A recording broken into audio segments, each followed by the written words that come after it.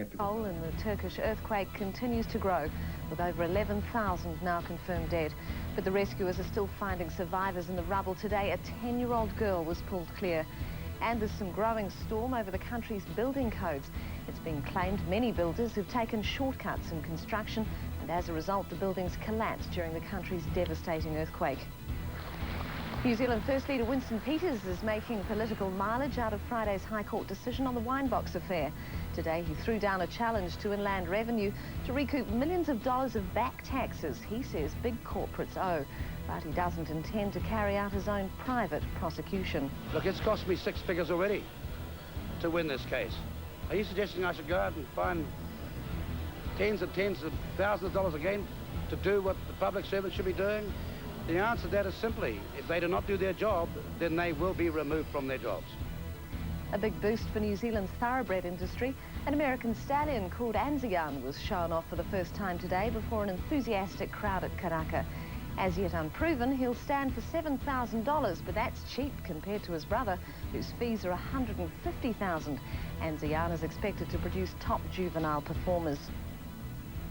Finally tonight, the smell of burnt rubber and petrol fumes stirred the memories of crowds of people in Levin this weekend.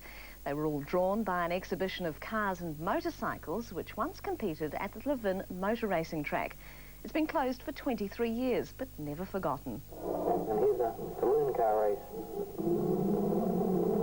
The Levin motor racing circuit, where souped-up saloons, motorbikes, or the latest in sports cars could burn rubber.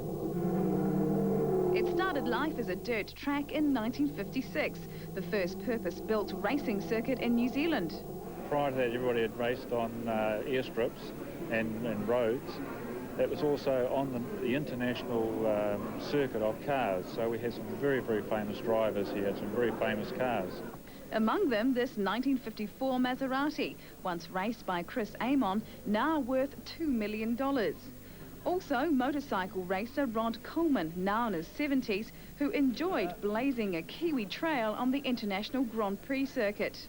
I lived in five-star hotels all the time with the factory paid, and paid all my expenses all year, paid all my flights, and I saw the world and didn't cost me a penny, plus I made a lot of money. The old track closed in 1976, but seeing the cars again has spurred many a memory. Remember the drums around the track? We had to keep the people back.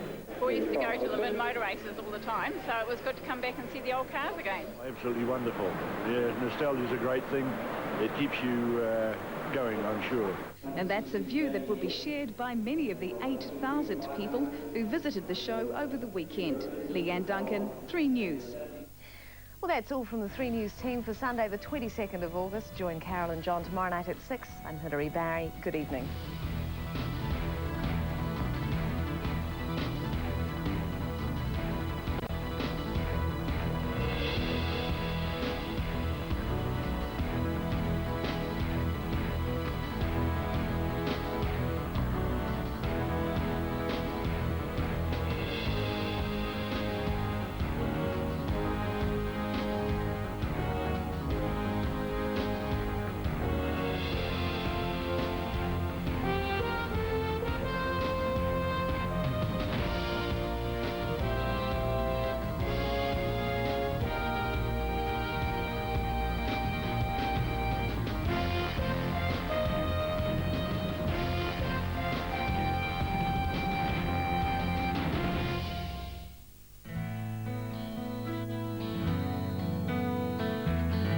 Looking out from this silent place, a ray of light to darkest space.